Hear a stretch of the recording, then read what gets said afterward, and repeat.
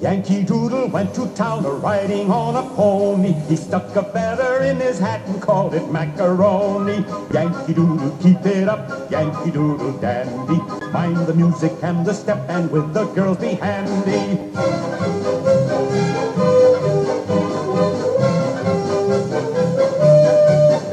Now Father and I went down to camp along with Captain Gooden, and there we saw the men and boys as thick as hasty pudding. Yankee Doodle, keep it up, Yankee Doodle dandy. Mind the music and the step, and with the girls be handy.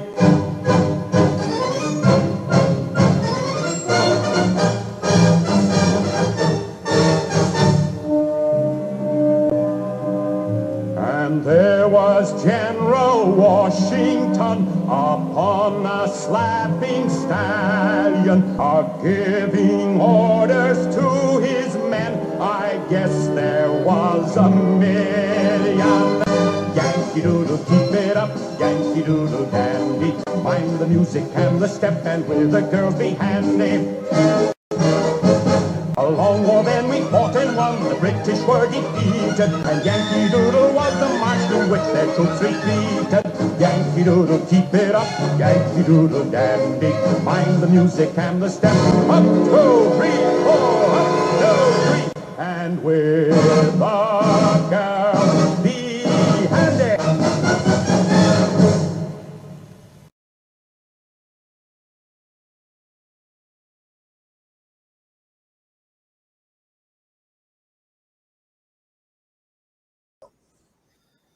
Hi, everybody. I'm JP. I'm on here with Burger Meister, and we're going to talk about the American Revolution and then cover some other various topics. And if we get a little bit tangential with it, well, that comes with the territory.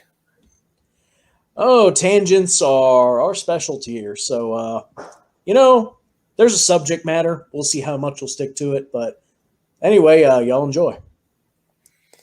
Sweet. All right. Sweet. Do you see there's because there's a top? Do you got the countdown on your end? The top left-hand corner. It says live. Live for however much time. Okay, you got the same. Yep. Cool. Yep, we're good. Nice. So what's up? Oh, well, not an overwhelming amount. I'm just kind of sitting here listening to people shoot off their fireworks and hoping they don't light the woods on fire. Yeah. I mean, you gotta love the rocket's red glare. Yeah, and all the bombs bursting in air. Just it's their embers you gotta watch out for. I don't know why they legalized M80s, but I guess it was a good decision. Because a lot of fireworks stands are making a lot of money, and they're probably getting a pretty good amount of taxes off of that. But they're like, hey, you know what's the best kind of explosives? Legal explosives. Yep, legislated freedom. Gotta love it. How does that happen, though? I mean, I figured you might have to have a revolution to have legislated freedom. It's almost like the revolution was so that the freedom didn't have to be legislated. Oh, man. That could be very well be a South Park episode. I mean, I might as well. The parody that could be. The parody called the United States of America. Some days I feel like it's less of a parody. Some days I think it's just an absolute joke. But, I mean, as open-ended, like we talked about, beforehand, as open-ended as American conservatism is, do you think that the esteemed founding fathers would have even thought that what it's evolved into now? Would you think it would have even crossed their minds? Well, not in the exact way it did, for sure. There are elements of it that certain more radical members of them, like honestly, people talk about Jeffersonianism a lot, but on the individual level, I really don't think Jefferson would have as much of a problem with a lot of the individual liberties and just the mass democracy and things like that some people think. He'd certainly have a problem with how it was implemented and all the inconsistencies and such with it. But he was very radical for his time. People forget that. They lump him in with the Southern conservative tradition, but he was kind of an oddball, actually. He's kind of a topic all in himself. He's got to be one of the most philosophically endearing founding fathers there has to be. He was almost on a Plato and Aristotle kind of level with his writings, his musings, the way he just talked about governance. The guy was just so incredibly ahead of his time when it came to thinking about those things and solving those problems and trying to find the proper legislation for it without wanting to be tyrannical with it, which I think kind of makes him an oddball overall for politics. So, given the time period, there was only essentially one party. He wasn't a part of, a lot of those, pretty much all the way up until the Civil War, there was one party in the United States. But then, they had to govern different factions. So it was all kind of interconnected, but at the same time, you did have those outliers like Jefferson. Yeah. The party system and the development of it in the United States is an interesting topic in itself. It wasn't so much right up until the Civil War. It was a little bit before that. In 1854 is when the Republican Party was founded. Mm-hmm. This is the beginning of really the party system that we can relate to today. The Whigs and the Democrats, the Whigs were essentially a permanent opposition party. They never really had institutional power the same way that the Democrats did. Mm-hmm. People see them as a precursor to the Republicans, but that's not entirely true. They had different platforms. And then, of course, you had the Federalists, who represented a whole strain of thought in American political discourse that's kind of gone under the radar. Mm-hmm. It has very slowly reemerged over time, first through the Republicans, and then just going on later into the Democratic Party much, much later. But people forget about the Federalists. They forget just how much influence they ended up eventually having, just in an indirect way. Okay. Yeah, because, a lot of neocons do love to get into the whole federalist kind of aspects of the United States. Obviously, federalist cornerstone would probably be, their biggest one that they hammer on is limited government. And that aligns with, the different factions of the right wing, libertarian, basically paleo-conservatism. I don't know, I guess anarcho-capitalism. Not so much corporatism, because corporatism can get out of hand real fast. But those would probably be the main three factions that I can think of right off the top of my head, because, I don't want to get too much into the boomer tier mega conservatives. I'll spare you that whole thing. But it is interesting because a lot of people, when they think of, federalism, they probably think of overt government. They don't think of, what it once was, which the Federalists promoted limited government. Limited, but notably more extensive than their opponents. Yeah. Yeah, they were. The Federalist is talking about the power of the federal government. They're the ones who promoted the federal government having more power overall. They had sort of a bit more corporatist, I would say, outlook than their Democratic Republican opponents. And ultimately, that was seen as being, I guess, kind of un-American by a lot of the other sections outside of New England. Even the New Englanders abandoned it eventually. But yeah, that whole legacy is kind of just lost. Like, you don't really see almost, because I've actually seen outright fascists say that the Federalist Party was some lost aspect of it. And while I think they're definitely stretching to say that that's somehow related to like fascism or something like that, I can see where they come from, right? Because Hamilton was in favor of a centralized, for the sake of efficiency than anything, type of state. While definitely, he really just wanted to have the United Kingdom again, but in the United States. Like, he was fundamentally just a conservative in that way. I'm not too sure what his opinions on monarchy were, but he may have also been one of the monarchist founders, of which there were more than people realize. Okay. And that definitely segues into the spirit of revolution. What a perfect topic for the 4th of July. So, monarchists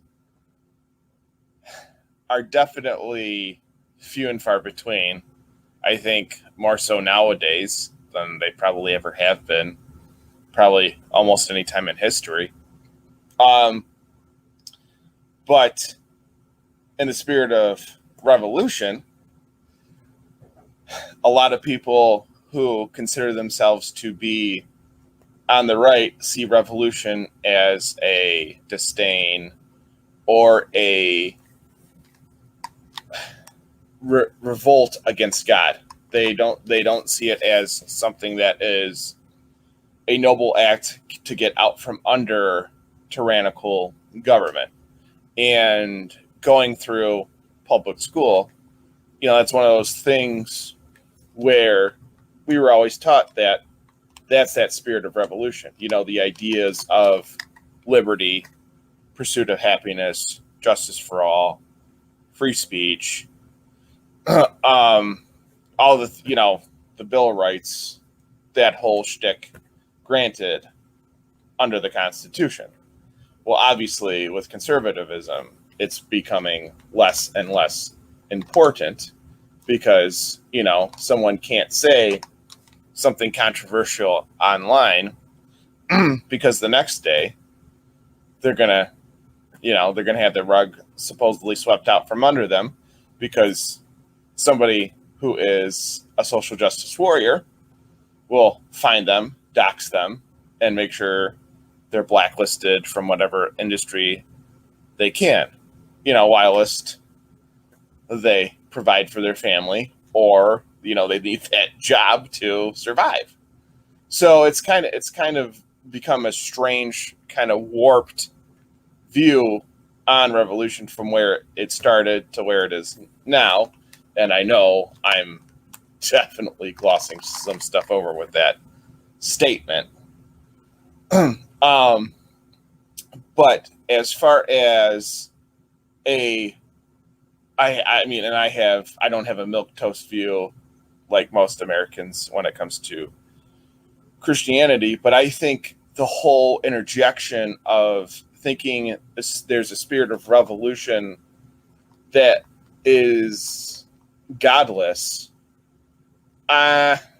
I don't so much agree with that. Obviously, there is a kingdom, and the ultimate kingdom, is in heaven.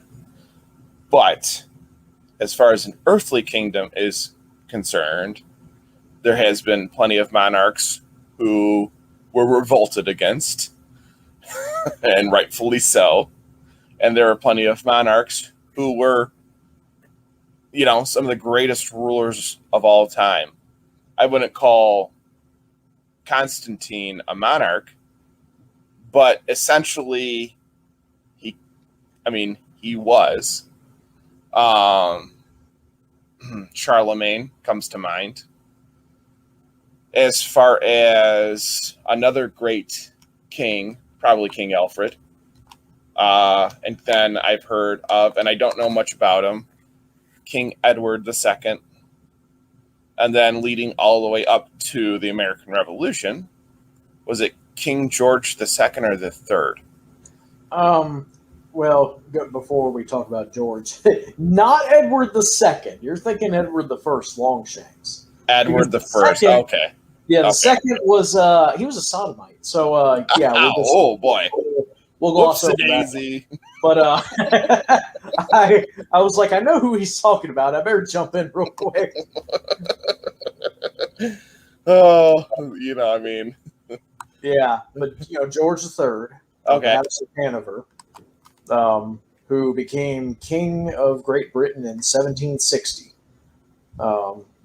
And yeah, you have to keep in mind with the context of the American Revolution, it happened a very short time after the 7 Years' War, which we know in America as the French and Indian War. And this was essentially World War Zero, you could call it that, because it was just about the first major war between European powers that involved conflicts in theaters all around the globe. So mostly between the British and the French. They were fighting in America, they were fighting in India, and in Europe, alongside a bunch of other powers like the Prussians.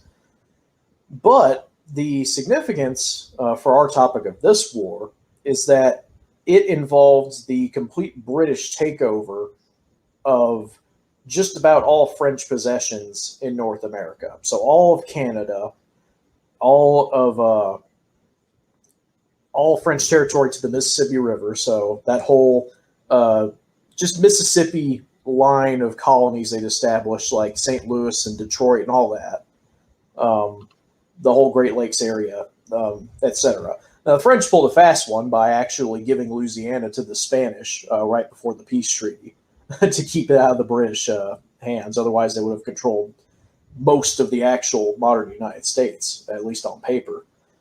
But yeah, if you look at a map of the North American continent in 1763, right after the war ended, yeah, it's just a giant red blob. It's red and it's yellow. There's Britain and Spain, and that's just about it, except for the Russians up in Alaska. So yeah, you had this massive continent-spanning empire with all this new land out west that the highly populated English colonies on the coast were highly eager to push inland and explore and exploit. But this war had cost the British Crown dearly, largely due to its financing of its continental allies against the French and their allies. And so, not only did a lot of these taxes start to come into play, which were justified by the fact that British troops had to come from England to defend the American colonies against the French and Indians, but also the proclamation line was declared along the Appalachians. The proclamation line of 1763 essentially was a decree straight from King George, and this is another unique thing. This was not a parliamentary decree. This actually came from the mouth of the king himself. And it just said, hey, Englishmen do not go west of the Appalachians. And the reason for that, even though they technically controlled lands of the Mississippi, was in order not to rile up the native tribes in the area, to prevent another war from breaking out that would drain more resources from the crown. But this incensed the colonists. It was I would say it was the single biggest reason for the revolution because there are different reasons that caused different areas to join it. Like there was some fear in the South, I believe, over abolition. Very, very early strains of British abolitionism. It wasn't a big movement at the time, but the murmurs of it were starting to begin. And up north, it was a lot more about taxes and the ideas of religious liberty and the Puritans. They had a much more revolutionary strain about them to begin with. But the common theme across all 13 colonies was that damn proclamation line, which it wasn't very effective. You had especially the Scotch Irish and the Appalachians could just cross it at will, and there was really no way to control that. But it was just the symbolism of it. It's like, how dare you, act against the interests of your people by keeping us from, taking over this land that we, technically own as a nation. So that was a huge controversy. But anyway, yeah, there's many different factors that led to the revolution, and I agree with some of them, and I disagree with others. So before I get into that, because I've been talking for long enough, what's your take on that? How much do you know about the various different causes, and what are your opinions on them? Well, you said something pretty interesting there too. Obviously, the proclamation line, for us in the North, was it like that big of a piece of history for us as it was for the South? I don't know. We more so look out west, with the Louisiana Purchase and that dictating some of the war.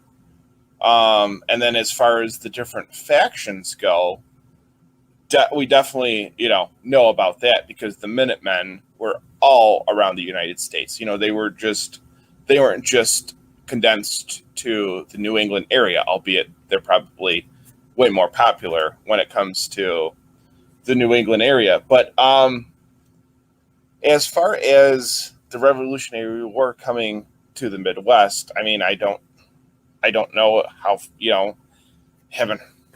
don't really have a history of it being over here and them fighting the Revolutionary War here when it comes to local history. But as far as the French, English, and well, we don't really have a Spanish influence here in the Midwest as to what they fought for, but we definitely know by a lot of the Native American tribes, they outright hated the war, both sides. Because on one side, they were obviously getting genocided by, well, what would become the American settlers. And on the other side, they just wanted to be left alone by the British. And for the most part, from what I know, is the British did leave them alone. They didn't fuss with them. They didn't, they weren't looking to take over or enslave Native Americans. And that makes sense because I've heard of plenty of stories where, the trading would go on between the English and the Native Americans. And then the French capitalizing off of all that by them turning a quick buck. And then the French coming in to places like Detroit and settling. And outright just ignoring what we were doing as Americans and what the British were doing. And they just decided to take it upon themselves to establish trade and become, have more streams of commerce for France. But what I don't really know, to be honest, is how the monarchy was involved and how they played a part as the American Revolution went along. You obviously hear about things like the Boston Tea Party, the Minutemen, like I mentioned, of course, the Gadsden flag, don't tread on me, and things of that in that spirit of revolution and the tall tales that surround it. And obviously a figure that we all know as Americans that has been so important in history is the tall tale of George Washington.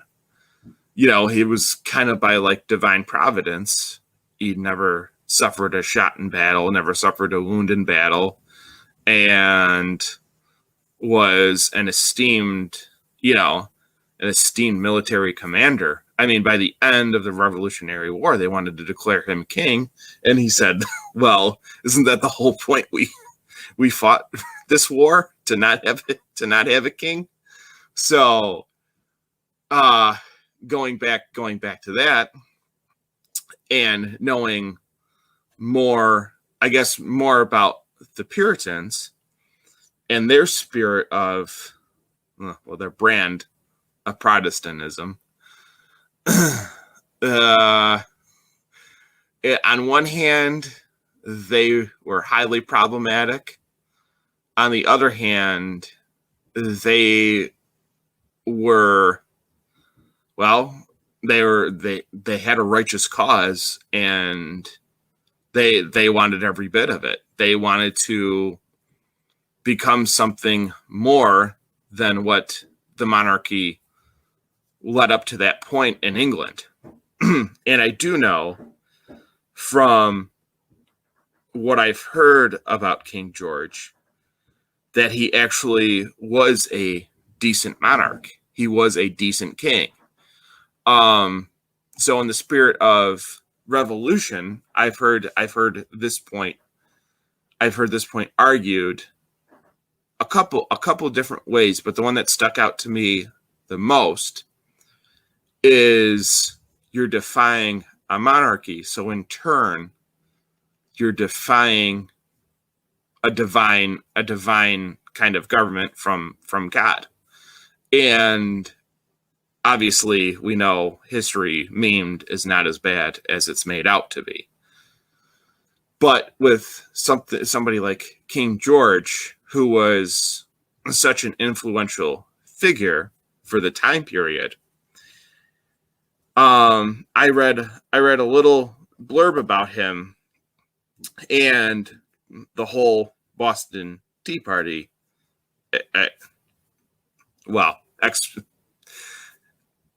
demonstration, quote unquote, and it didn't, some of it didn't add up, some of it made sense, but to what they were revolting against, it was more so the angle that they just wanted to create their own nation just for the sake of creating their own nation. It wasn't supposed to be an extension of a monarchy. It wasn't supposed to be an extension of anything else. And then in turn, eventually it would turn into, what we have today, which most people on the dissident right just think it's communism by the back door is the best way I could describe it, is what a lot of them think it is, when in turn the reality is absolutely different. And then you mentioned something about Hamilton and fascism, which was kind of unique. I've never heard that expressed quite like that. And I don't know much about Hamilton, I'll be honest with you. Hamilton he was like one of the first, he was the founding father who established the banks, right? He was in favor of them. Yeah. Okay. He had the first Bank of the United States, which was short-lived, and then the second one was later, but it was kind of operating on the same principles. Okay. So he's the one who wanted the whole well, that was pretty much against what Jefferson wanted. From what I know, Jefferson didn't want a currency that was bank owned, or was it it had to be intrinsically something that has intrinsic value, like gold or silver, and it had to be backed by a precious metal. So I know Hamilton opposed that, and he wanted to establish central banks. That's as far as I know, and it's kind of a mishmash by this point. But as far as that angle that has been presented to me, I thought that was the most interesting angle as far as the revolution being in defiance of something. When you're defying a monarch, you're essentially defying God. I thought that was a very interesting perspective on the revolution. So go ahead. Yeah, people can look at it that way. I think that a lot gets overplayed with how anti-monarchical the revolution supposedly was. You have to keep in mind, like, that was far from unanimous among even the rebelling colonists, let alone everybody. It's said that roughly a third supported the revolution, a third were against it, and a third didn't care. And you always hear the 3% thing about the 3% that supposedly actually fought, at least on the side of the revolution. But, even within that group, there was a great diversity of opinions regarding the monarchy. Early in the war, especially before the sides had kind of gotten hardened against one another, and it became clear that King George wasn't going to compromise, there was a very common theme of, we're loyal to the king, but not to Parliament. The issue at first was much more with the elected Parliament in England itself, and of their lack of representation therein, rather than the king, who really hadn't done anything to them in person other than like the proclamation line by that point. A lot of the hate that got directed at him later was because he was the figurehead. He was the person who physically represented Britain to the colonists. And then, of course, you had a lot of later Republican mythology, especially during the 20th century, that got added in, that created the sort of mythos that we know today. So, as far as Hamilton goes, yeah, that fascism thing was kind of a one-off. Like, I just heard a couple of them make that argument, mostly just because it was a more centralized government. I don't put much credence to it, in fact. The central banking had a lot more to do with what his interest group was, which was Northeastern, predominantly New Englander and New Yorker financial concerns, and sort of the very early churnings of the Industrial Revolution. And they just wanted that bank so they could acquire more finance to engage in, to have more capital, to have more resources in order to invest into these projects that they were creating. The South opposed it because it was, one, it invited an inflationary currency, and two, it just put more power in the hands of their opponents, who were not, landed people, who had a fundamentally different idea of how the country should be run. They want a strong central government that could redirect money from, say, these wealthy Southern planters and put it into infrastructure, which mostly benefited the North, because it was things like canals on the Great Lakes, like the Erie Canal, and early railroads and things of that sort. So it was just conflicting interests determined a lot of the party loyalties during the early Republic.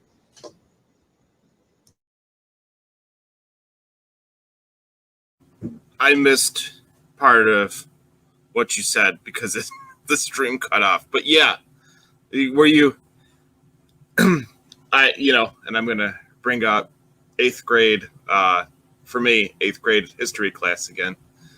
No taxation without representation. I mean, that's been echoed. I think. I mean, it's obviously one of those things where that's going to kind of spurn a revolution no matter what. And then what you said about, well, the mythos of what the Republicans have came up with in the 20th century, that mythos kind of gets applied to the both the Russian Orthodox Church and the Rokor Church, with Saint Nicholas. Saint Nicholas and the Romanov family that were killed during that revolution. And that revolution was primarily a revolution to not quite overthrow the monarchy, but keep in place the monarchy, and the opposite of what the Americans revolted against. They wanted a parliament in place to offset the monarchy, which kind of became a withered down autocracy by that point, because it wasn't functioning on a level that was even good for Russia. And a lot of people directed, naturally, their anger towards the Tsar, the king. So with the parliament being rebelled against in the American sense, it's the opposite when it comes to when you break that down and see why the Red Revolution took off, and obviously it was undermined and taken advantage of, because that was not the original point for the Red Revolution, whereas ours was against that. But then you get the take where it was against the monarchy. As far as it being against the parliament, was it more so because of those laws, like no taxation without representation? Obviously, that being a big one for the revolution to happen, and then establishing a completely new country, and that was also tied into and roped into the religious persecution that they were going under. So they had to find a way out, because obviously they thought the government was tyrannical and overbearing in England, and with that main mode of government being a monarchy, that's corrupt in a different sense. You go from that period in history to where the monarchy was overbearing, and you had a parliament that was out of control, and basically, I mean, kind of going full Puritan. I mean, kind of just going off the rails and just completely thinking everything is a sin.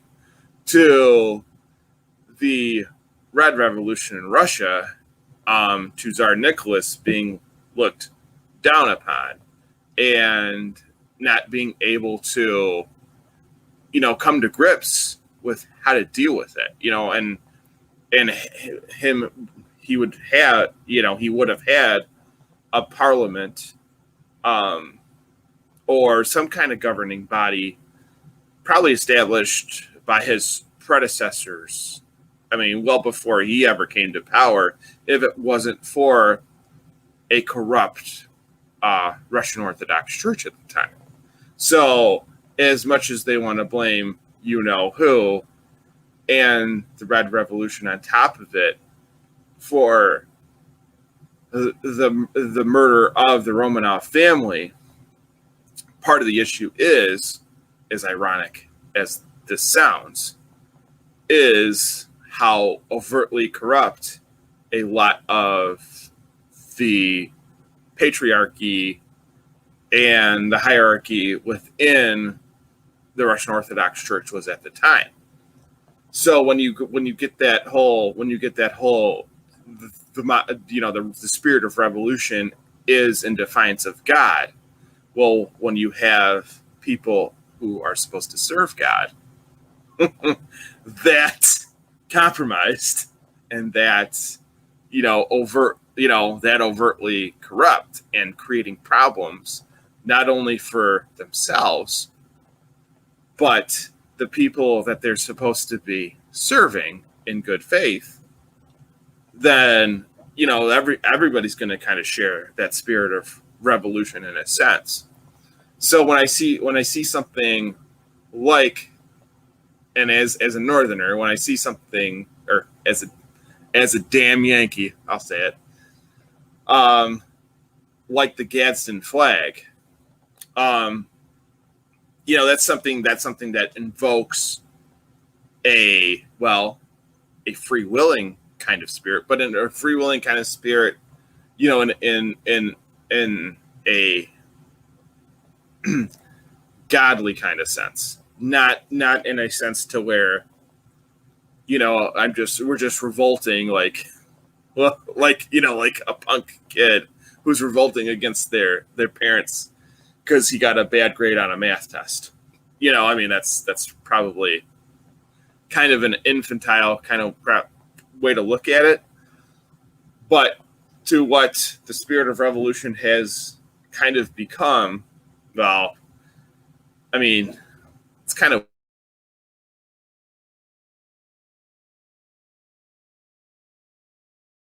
You cut out there for a second. Can you hear me?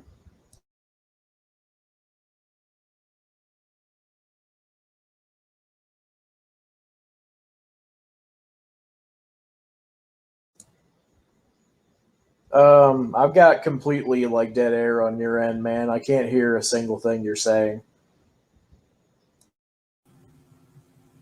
Hold on. Let me mute.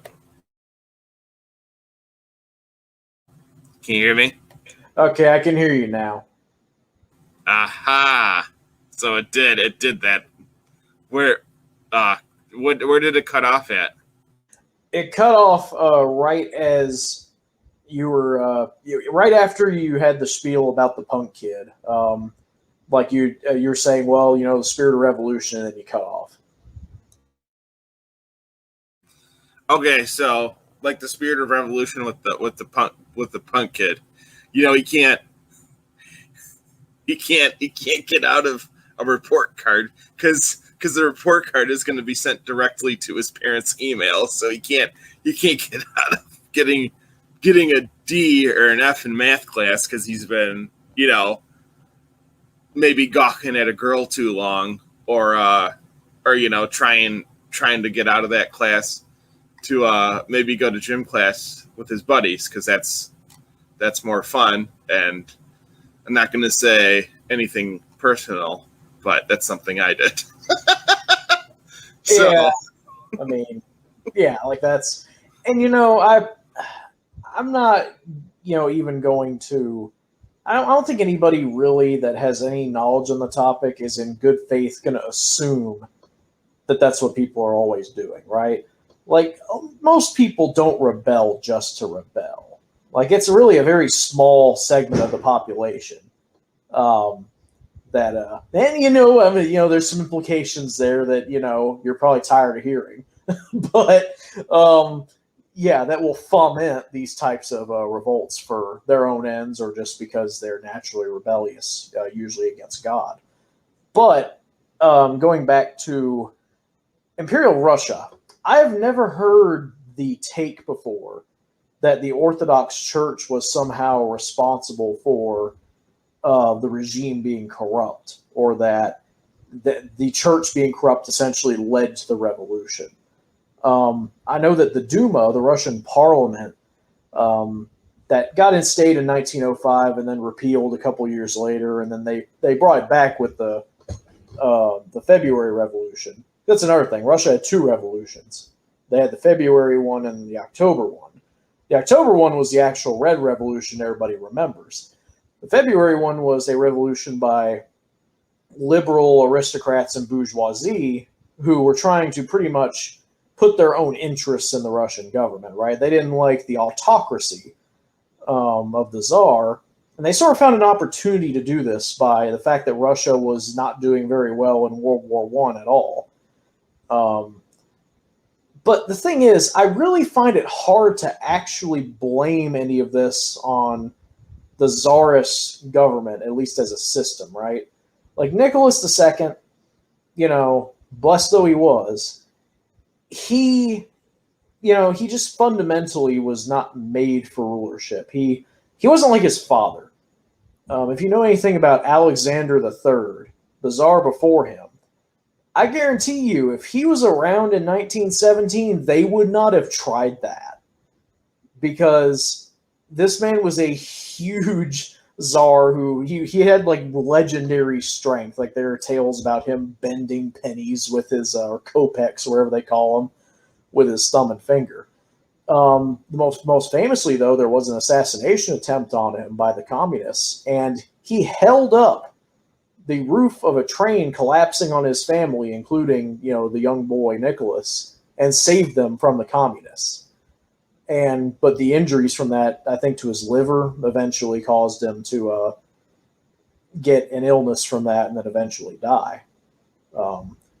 But yeah, he didn't have the strength of his father, and that was really the key thing. He wasn't willing to deal with these, frankly, satanic revolutionaries, for at least in the communist case, in the way that needed to be done. And so unrest piled up, and then amid World War I, which Russia was losing for very intrinsic reasons, right? Like it was going to take years for Russia to actually develop to the point where it could really do anything good in that war.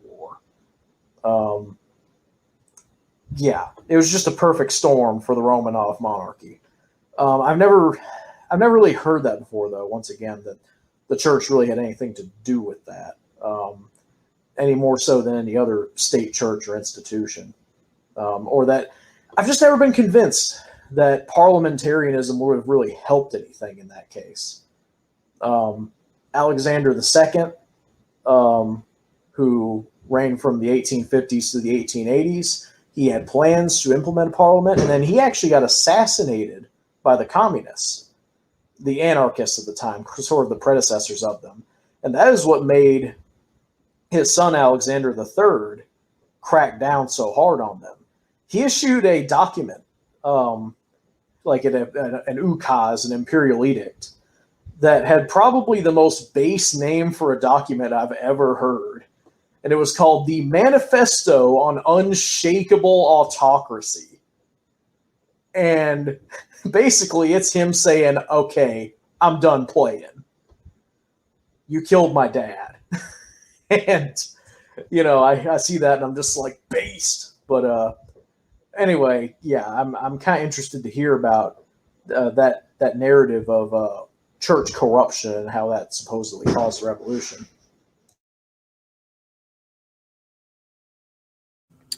Okay, so there's a historian.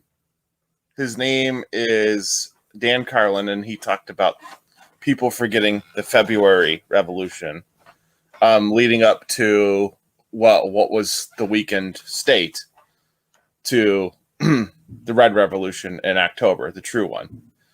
At the time, Alexander III, who you mentioned, yeah, I mean, the guy was a badass.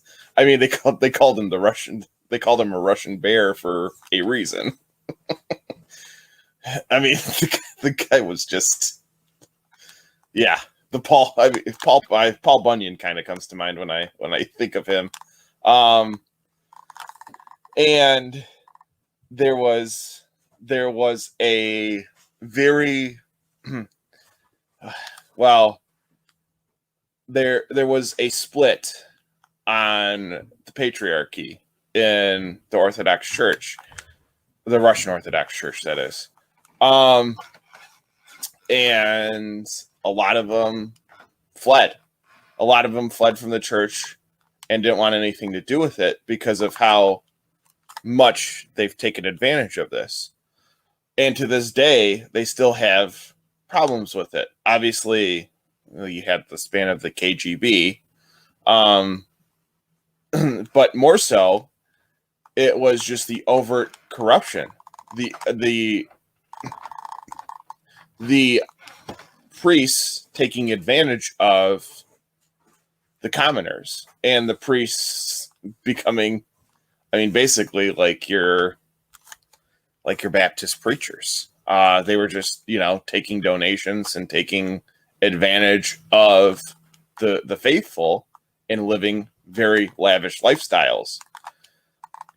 Alexander put a little bit of a stop to it.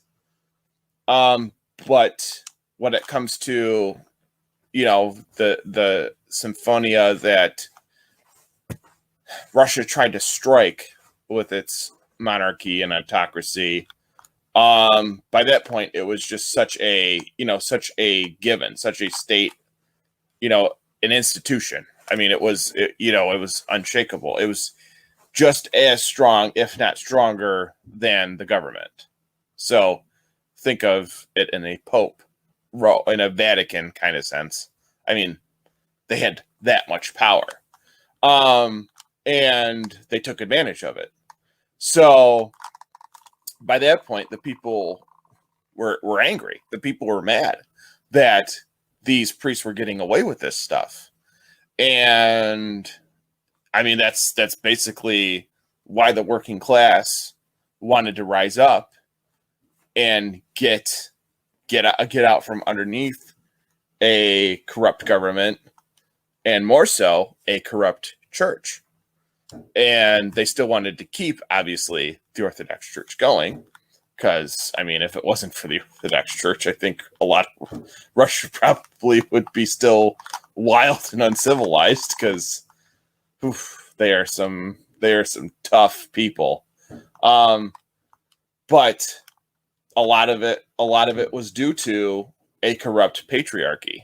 And you know what? I don't know who the patriarch was at the time, but I know from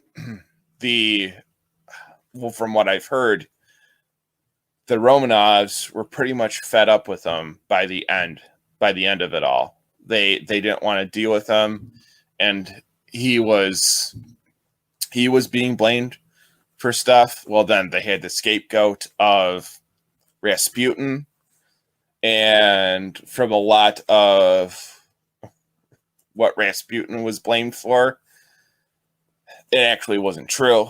A lot of tall tales, have come about with probably one of the most mythical figures, in a sense, of the church, was actually the direct opposite.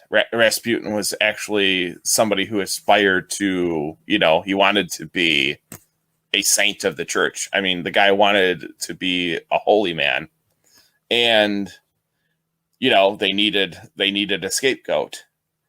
So from what I've heard is the patriarch, used him as a political scapegoat, and the Romanovs by that point were getting very tired of how church business was being handled within the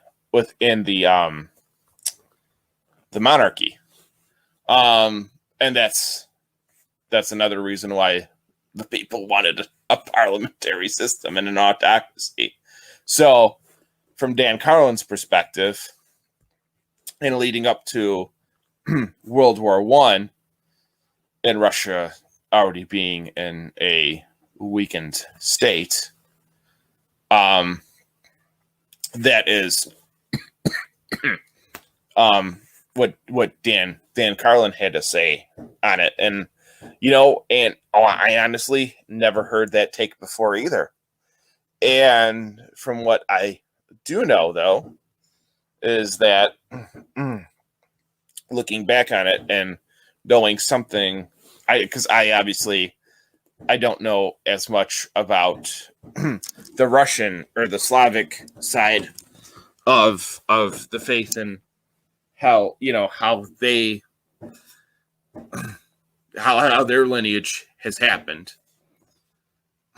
But from what I do know is that the Russian Orthodox Church has had a history of corruption, and it hasn't been favorable to the faithful of Russia that I do know.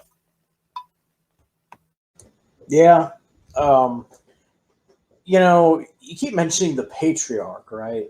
The thing is, the Russian Orthodox Church actually had abolished its Patriarchate. Peter the Great, he actually abolished the Russian Patriarchate, and he created the Holy Synod, which was the collection of archbishops that he had under a procurator that he appointed.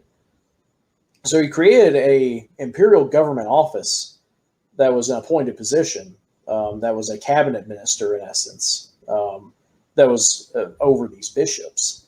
And so there was no patriarchate up until the February Revolution. The Russian Patriarchate under Kirill, I think was his name, got reestablished in 1917 during that interlude between the two revolutions. But yeah, under the Romanov monarchy after Peter, there was no Russian Patriarch. The head of the church was basically the Tsar. It was much more a situation almost like the Church of England, where the monarch, it was head of church and state, a very absolutist sort of thing that Peter started. Yeah, you're talking about the Synod of Moscow that had to be implemented because the Patriarch had gotten so corrupt by that point.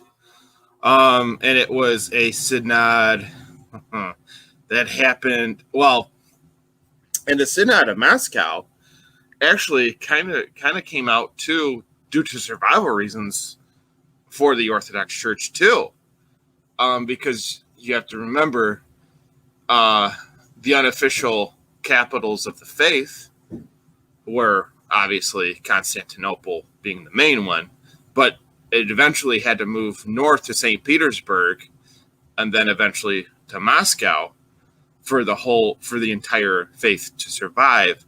And then they officially moved it back to Constantinople because of the Ottoman Turks, and the persecution that Constantinople was almost constantly under.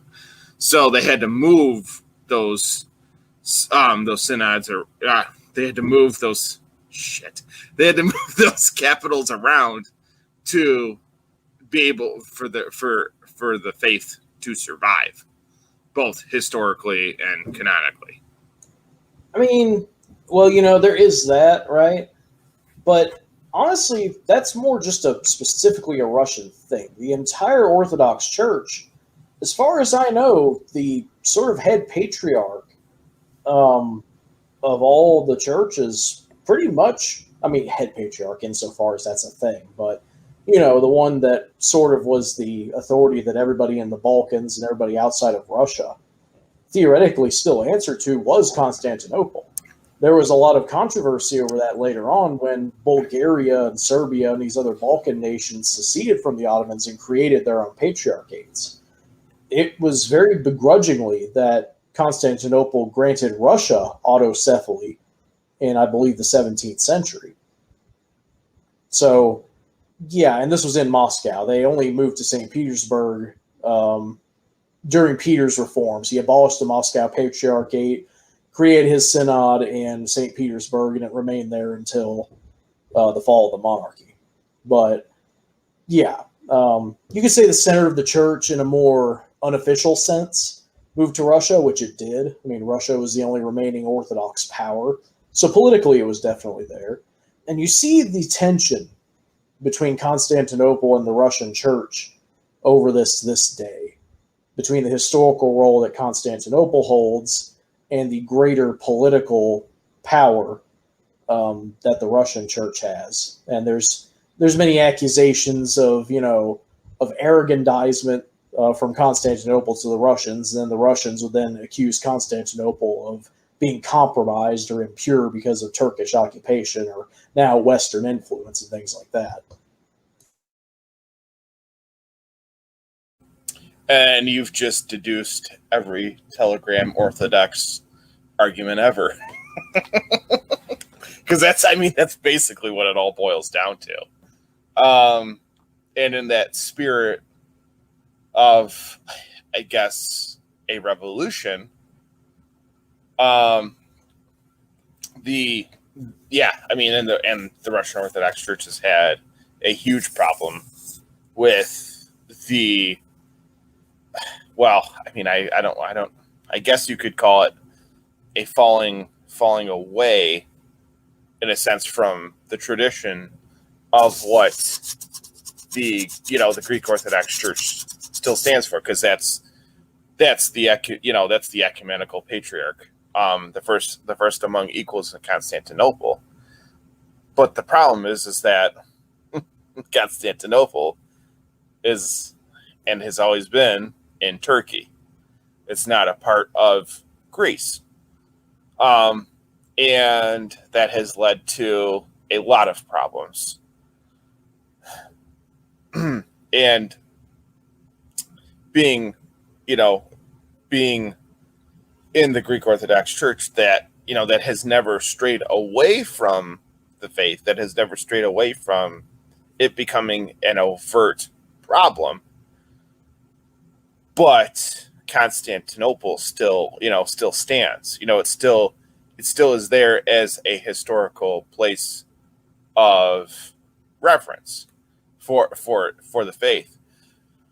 But the problem with the Slavs is they've always had that chip on their shoulder. They've always had that sense of, okay, well, if you guys can't hold on to Constantinople, then we'll just take it over. Then it's our faith. And then, like you said, the fact that Moscow was granted autocephaly outside of Constantinople, they did see it in a sense as a political reason, but we see it as, well, there needs to be another extension of the faith. There needs to be another place for the faith to go for it to survive. So, and us not obviously being under the spirit, under like something like the Vatican, having a centralized power structure, and it being that being the only center of power, which in a way this is going to relate to where we're going to go with the American Revolution, and that having that centralized power be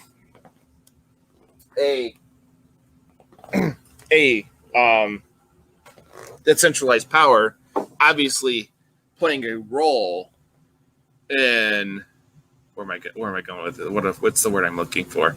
Playing a role in the development of, well, the faith, how it grew, how it had to survive throughout history, because I think the decentralization and the autocephaly of the churches throughout, like you said, the Balkans, Eastern Europe, Western Europe, Russia, parts of Asia, parts of North Africa, has obviously helped it survive and stand the test of time. To whereas what's happening with Rome now, they're decaying. Obviously, people are turning away from Catholicism because they see the internal rot. They see the decadence. They see what probably the Russians saw, probably what the revolutionary minds of America saw, as that aristocratic bourgeoisie decadence that led them to say, we're better than this. We can be in that spirit of a higher value system. And something that is coming to my mind now is and this is something that comes up almost most of the time when I'm on Telegram.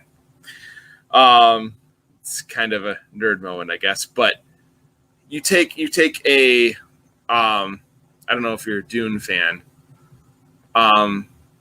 but you take a planet like Caladan, and then you take a planet like Harkonnen, and you think about like the things that they value. You think about the things that they promoted, the virtues that they had. Well, there's a sense of good in the people of Caladan, and then there's a sense of overt corrupt evil in the people of Harkonnen, or the House Atreides and House Harkonnen. So Caladan is House Atreides, Harkonnen is House Harkonnen, and you get that. I guess you call it esoteric vibes of something on a more literature level, and you could allegorize it into the context of a revolution. And what virtues do you want to stand for? Do you want to stand for like what House Atreides stood for? Justice, truth. Well, I'm not going to say equality because I know that's quite a pot stirrer. I mean, like all the virtues that should be strived for in society, versus Harkonnen, where they're all like the awful ones. I mean, like they'll stab you in the back no matter what, and they want power no matter what it takes. They much as well slit each other's throats if one of them gets to hoard the gold at the end of it. So it's something like that I guess as an allegory, I'm trying to tie this into like how probably the revolutionaries in America saw what the parliament was. They saw them as putting all the onus on the monarchy. They probably didn't want to do that, because I know historically they didn't want to do that because of the autocephaly that we wanted in our own churches in America, that the Puritans wanted to establish, and they did establish for a long time. There was autocephaly in the United States when it came to the churches. That changed, obviously, before and after the Revolutionary War, or the Civil War, thanks to Lincoln. But for a long time, there were state churches. They were going towards their own sense of, well, I guess, symphonia. They went towards their own sense of having that religious freedom in the United States. And by that point in time, the religious freedom hinged around mainly Protestant Christianity. So having a corrupt monarchy or parliament, and them having control over something like a religion, something like somebody's free speech, I feel like, in a sense, that whole being against a monarchy is against God.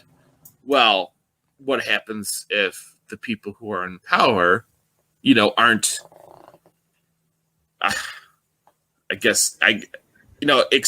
extending God's will?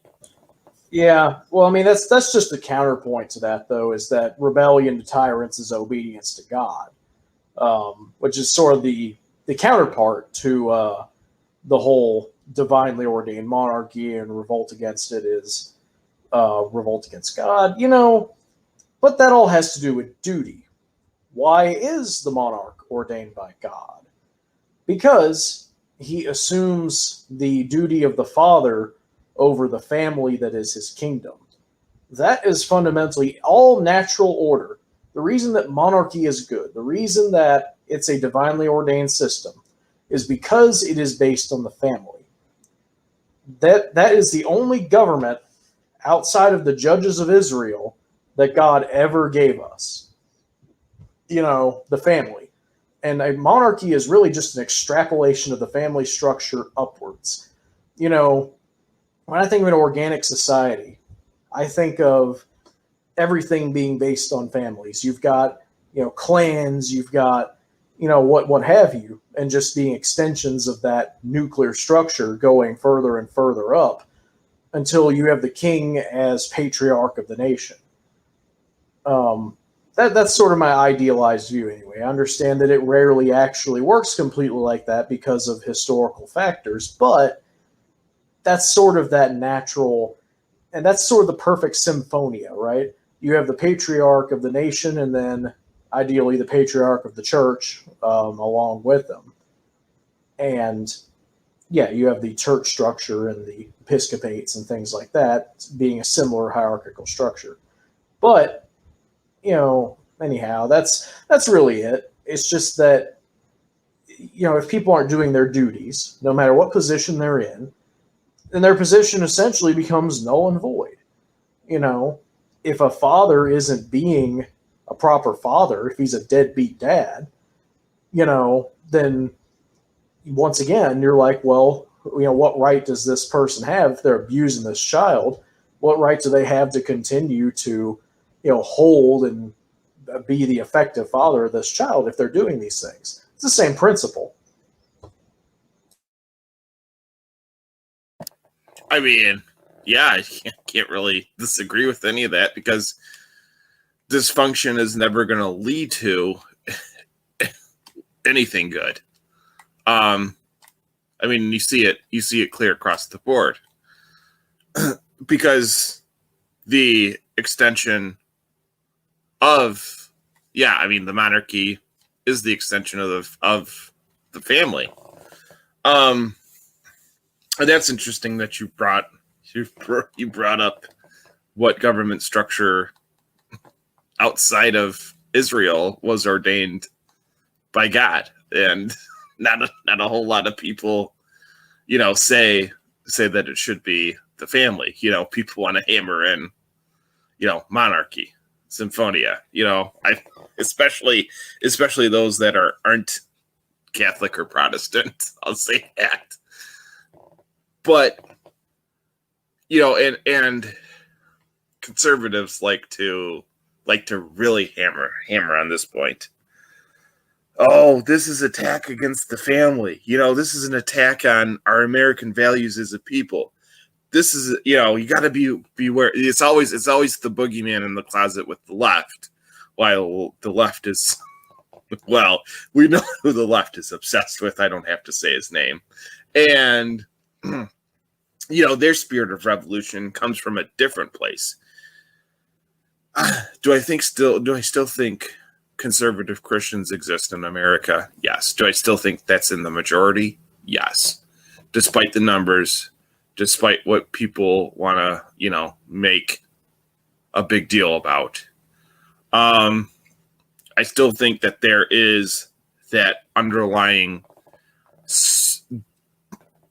duty to do the right thing, and there's still that underlying spirit of that, that revolution against tyranny, that revolutionary spirit against tyranny that is obviously godless. I mean, it's so apparent on how godless it has all become. And, people think that if they have a righteous cause for themselves, well, that's cause enough for me to go out and do anything. I can promote and say and do anything that I want to. Okay. I mean, yeah, in America, that's kind of what it is all about. But are you going to have a righteous cause to where, on the dissident right, people like to hammer in another political figure that I'm not going to really go into here. But they like to hammer the pavement with him. And the problem with that is that there's a spirit of revolution kind of attached to that, but there's also a sense and an embodiment of a wrong spirit of revolution. Like the liberal left wants to have the same spirit that, the godless left. I guess is the best. Is one of the best ways I could say it. But they want to have that spirit of revolution. They have that wanting to have it constantly. Because they think that their cause, their virtue signaling, their flavor of the month flag, I guess is gonna bring about some kind of much needed change because the system just doesn't understand them. Well, without God, without contributing to society, without being a decent person, and as one of my favorite internet dads and now granddads likes to say it, clean your room, because you can't start a revolution if you can't if you can't clear your mind or figure out your own life before you start telling others what to do, which is probably one of the simplest pieces of advice, but probably one of the best pieces of advice probably anybody could ever hear, especially if they're super sensitive and they don't really have a father figure in their lives. But that rings true. I mean, that whole idea of getting your ducks in a row before you start to tell others what to do. I mean, that's gonna cause rifts no matter where it goes. And when it comes to the spirit of revolution, that is essentially what they were doing. The founding fathers and the revolutionaries of this country felt it was their duty, and a lot of them said their God-given duty to revolt, to say, hey, enough is enough. We need to do something more about this. So to me, the whole all the founding fathers were Freemasons. Founding fathers were they were evil and satanic, and they were secretly communist. Well, communism probably wasn't even definitely wasn't even around during that time period. And to me, that sounds like another cop out for people who just don't want to do any more research into the history of it, Yeah, it's convenient, It's a very quick, easy, simple way to look at things. And it also reinforces one's own point of view. If they have a dogmatic view by which, my side, my church is essentially right about everything, and so everybody else is going to be fundamentally corrupt at some deep level. And I think that's a very major fallacy that people do. They want to say that, well, what I'm saying is correct because I'm right, not I'm right because what I'm saying is correct. And that's a very fundamental, that's the problem of bias. That's why one has to examine that and see, well, what logic am I coming from here? What am I saying? How am I doing a fact-driven narrative, or am I creating narrative-driven facts? That's basically what it is. So, but yeah, talking about having your own ducks in a row, lest you become the goose. That's kind of right up the alley of that whole Petersonian look on things. And it's not just about cleaning your room. It's not just about little mundane things. It's about just fundamentally having your own life in order. And if you don't have that and you want to impact things beyond yourself, you should ask, why do I want to do this? And should I? Am I really going to be an exemplary person to the people who I want to influence? Because that's what you're trying to do. You're trying to influence other people. And you have to keep in mind that influence and social clout is a holistic thing. It's not just going to be one point that you're hammering home and promoting. That's not all people are going to see and hear when they see and hear you, especially if it's in a video or even better, a real life format. They're going to get the entire picture of you. And so you have to make sure that that picture is right and good, and that the contents of it are what you really want people to see. And if there's something wrong, and if you have if you don't have the ability to sit down and really critically analyze yourself, you don't need to be influencing others in the first place. But if you do, and you see that, then ask, what am I doing? What can I do to fix this? Or at least mitigate it before I go into the public sphere. And that's a lot of what people forget to do. They don't tidy the skeletons out of their closet, so to speak, before they go striding out into the world and proclaiming their ideas. And it's not that it discredits the idea, right? They might be perfectly right. They might have a better understanding of the world than 99% of people out there, but they just don't need to be the public face of a movement or what have you when they've clearly got issues of their own for the sake of the movement and that viewpoint itself, because they can discredit themselves without even having flawed logic.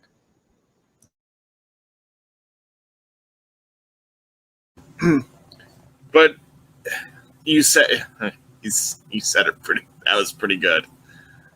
Oh, nothing. There is nothing like narrative driven by absolute conjecture. And I really didn't know much about King George II after getting on Telegram. There was really no talk about him in history class at all whatsoever. And I know that he was a definite influence in the revolution. But he never wanted America to revolt. And a lot of people are like, they kind of balk at that. They get mad. Well, if he never wanted us to revolt, they should have never let us do it in the first place. They should have won the war. They should have won the Revolutionary War. But then you start going into details with what the Revolutionary War was. And as far as like being any like outright battles, kind of like the Civil War, World War I, World War II, they're comparatively, there weren't any like outright battles. There were some major ones for sure.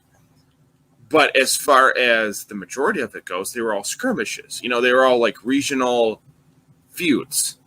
And it was us winning on our own turf primarily. And I say like, I'm a third generation immigrant. So I'm not really, I guess it's more so tip your hat to you, saying yourself and others who are proud, to be your heritage and things of that nature.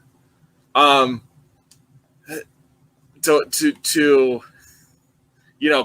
quantify a monarch who really didn't want to, go against the will of who previously were his own people. He didn't want to have that. And by that point, I'm sure between the French, the 7 Years War and the Spanish, all kind of being trying to become the world superpower and vying for it, and by that point, I've also heard that Britain, by the time the Revolutionary War started, they didn't have a whole lot of resources too. I've heard this take on it too, where by the time it started, that they were not in a good spot. They had limited resources. Their armada didn't do too well because of the many battles with the French and the Spanish. And be at that point in time, I know too that the Spanish Armada was bigger than the Queen's fleet, or the fleet of the British Empire. So with all that, they were, by the point we had a revolution, they came to us running on fumes. So, they could argue with how King George didn't want this to happen, kind of viewpoint, but when you're running on limited resources and you can only do so much, and given the time period too, it's not like they were exactly had technology working in their favor either, where they could quickly prop things up and get things, and nothing was instantaneous, and for sure in that time period, that the disadvantages were definitely working in Symphonia against Britain and the United Kingdom. They were the United Kingdom by that point for sure. But what say you? They became a United Kingdom in 1707. But people forget that the American War of Independence was only one part of a global war.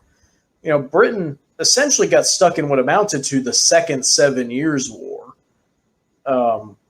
during that war. So let's see, 1775 to 1783. That's an 8 years war.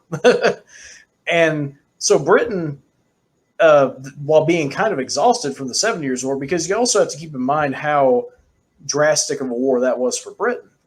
They and Prussia in that war, which Prussia was still a very new power under Frederick the Great, but that was their only real continental ally other than Hanover, which they held at the time.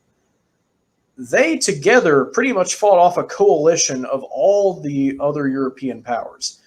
At one point in the war, you had the Russians, the Austrians, the French, and the Spanish all together in alliance against the British and the Prussians.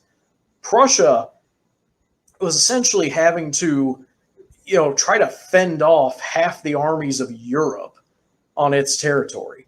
It got so bad that the Russians actually were marching into Berlin, but then they got lucky because the Tsar died, and then the new Russian Tsar loved the Prussians so much, was an admirer of Frederick. He turned around and went home and left the war.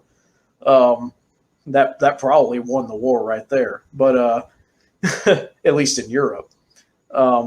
And so, Britain was stuck in what amounted to two global conflicts that had three different theaters each, twice consecutively with a rather short time in between in the late 18th century.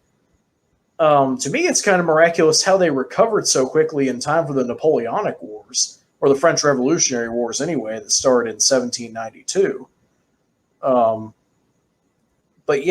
Britain was at war pretty much constantly with just little breaks in between from 1755 or so all the way up until 1815. And this is when the British Empire sort of becomes the great power that we know of, as being sort of the proto-superpower, I'll call it, right? It was first among equals among the great powers by the end of the Napoleonic Wars, in essence. And it also marks the transition between the first British Empire and what's called the second British Empire. The first one being the empire, with America and the 18th century British Empire. And then the second one being the one where the crown jewel was India, and where it was the empire in which the sun never set, the classic Victorian Empire that we think of, where it wasn't settler colonies for the most part. It was actual rule over native populations. So that was a very big tipping point for them. And that's why the historiography of the revolution in Britain is interesting. So the majority of people, they just seem to kind of ignore it for the most part. They'll see it as being kind of just, and they have the same view of the War of 1812, as just being kind of one theater off in the distance of a much bigger war that they were fighting all across the globe. They'll view the war in Europe and the war in India and places like that as being more important to Britain's actual prosperity than the war in America itself. I think that that's very myopic. I think that long term, keeping America would have given the British, maybe not in Britain itself, but would have eventually given the English people a power base so big that, they could be where America is today. But, that's a whole nother discussion. Well, yeah, and I mean that's the other thing I think that people just forget, like you said, the historiography of what was going on at Britain at the time. And no, I've rarely heard people say, the tale of two empires when it comes to Britain. And I only know that because of, the huge influence of orthodoxy that had on Britain. And obviously the Romans, the Catholic Church, also had a huge influence on Britain. But going into that first stretch of the British Empire, yeah, I mean, it seems like they just never caught a break. Like, nobody ever wants to take that into account, and that could be that could definitely be part of the reason as to why America won the Revolutionary War. But what's also kind of interesting is that, in a way, I kind of get this attitude nowadays that, Britain just didn't care. They wanted a native population, I guess, to take more so advantage of, and to westernize them, imperialize the population, and have extensions of their empire throughout the world. With us, well, I mean, we thought like them. We could, we knew our enemies, and we knew them well because we were them. And that kind of, that plays an advantage in war. If you know your enemy, then they're going to be pretty easy to defeat, because if you already know the moves that they're going to do, well, then you can be 2 steps ahead of them, 3 steps ahead of them, and already know the strategies that they're going to, imply and use against you.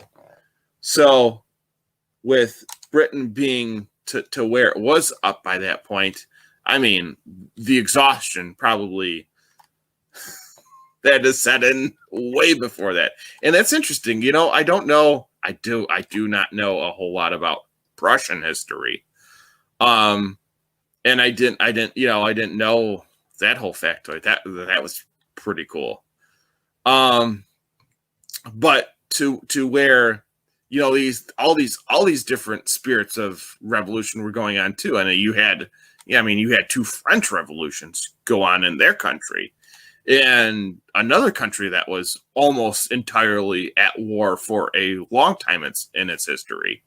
There was almost times where the French never caught a break either, because they were, well, on top of it, their government was always screwing with them too.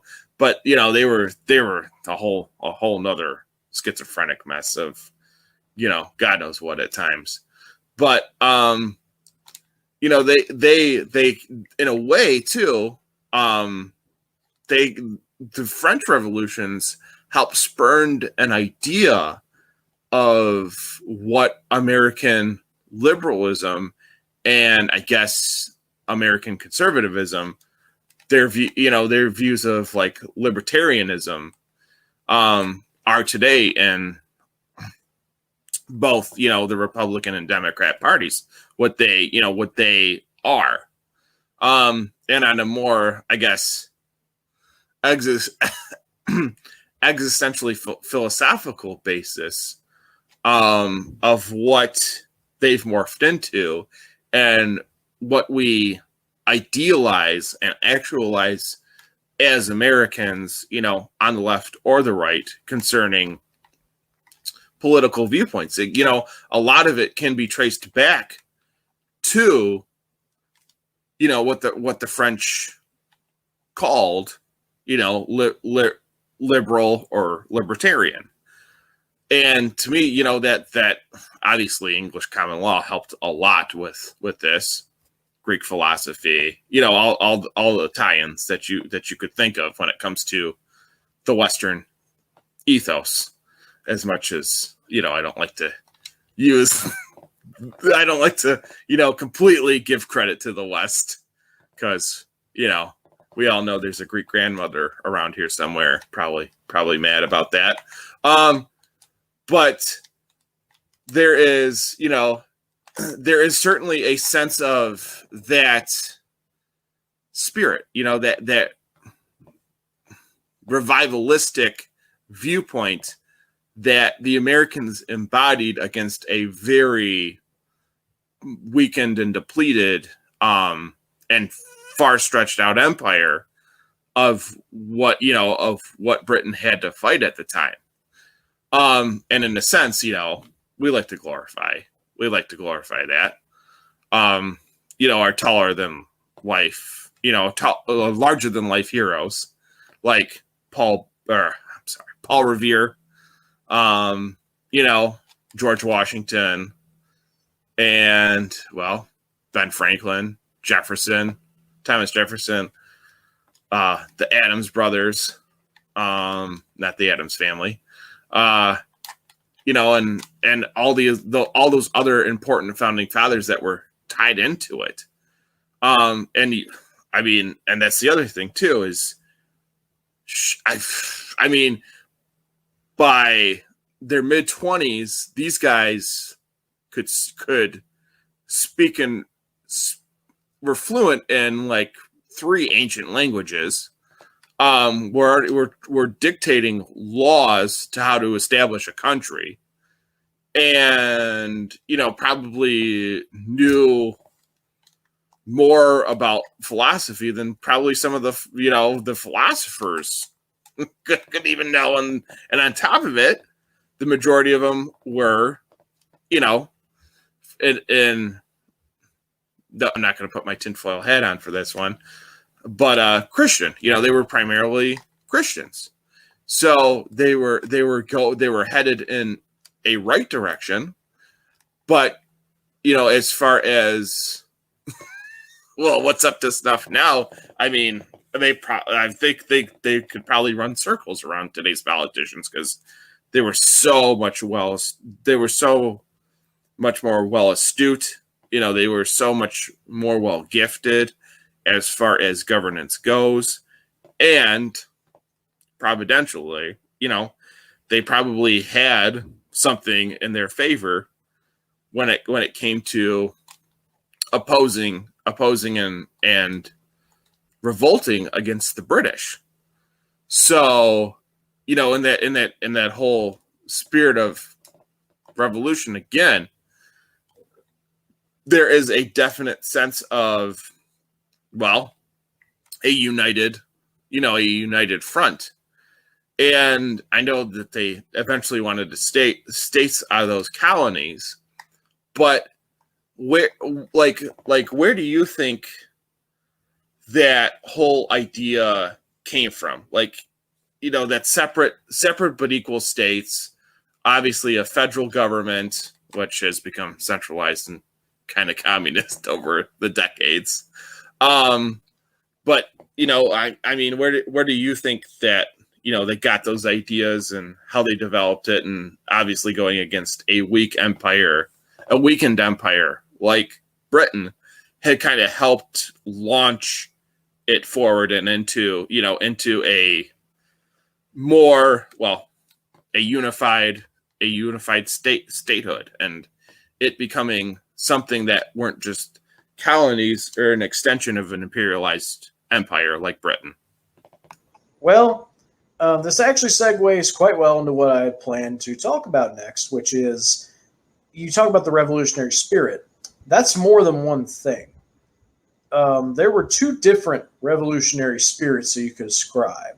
And you could look at the French Revolution and the American Revolution and have a very distinct split between those two, namely their origins of their thought. In the French Revolution, what you have is the Enlightenment.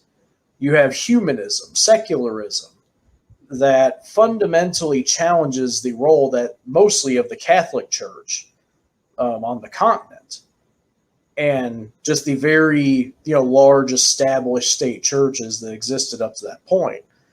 And this is the seed from which things like the Russian Revolution and communism and the liberal revolutions of 1848, you name it, just about every modern political ideology stems from that train of thought.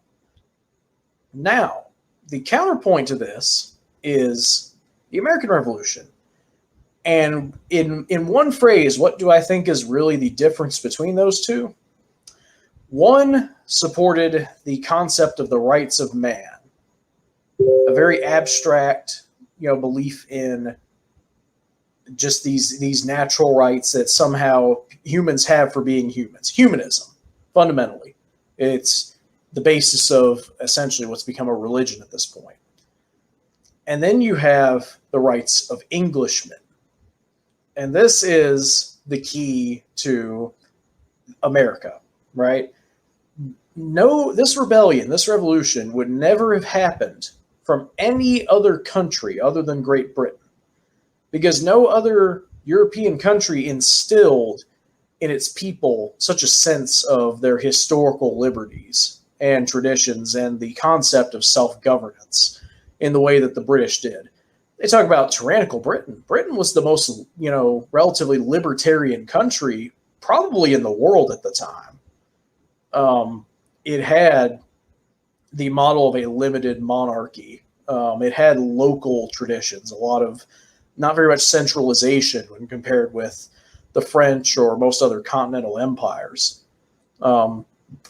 These separate colonies became states. They didn't become provinces of a single large entity, largely because of that tradition. Just localism in general. It was a fundamental English tradition that they maintained. And bits of Enlightenment influence did creep in, most notably through people like Jefferson. A lot of these states and the colonies before them were theocracies. You had local state churches that were established in each state, like you mentioned earlier. Like Massachusetts and I believe a couple others were Congregationalist, Puritan, basically, states officially. Like it was their actual state religion. And that's why the whole freedom of religion clause was established. It wasn't to keep religion out of all government. It was to keep it out of the federal government so that the individual states could do as they pleased, because the different colonies naturally had different religions. It was a way to ease tension in that sense. But, due to that Jeffersonian secular sort of Enlightenment influence, you saw places like Virginia, which was staunchly Anglican, not end up having a state church, which I think that ended up having drastic consequences for Anglicanism and for just those high churches in general later on. But yeah, what you're dealing with, you can't say the spirit of revolution, right? Without really understanding and elaborating what that is and not conflating it with what was going on in these other countries, right? Because it's a different animus every time, or at least a different animus this time when compared with the continental revolutions. It was just fundamentally different in that way.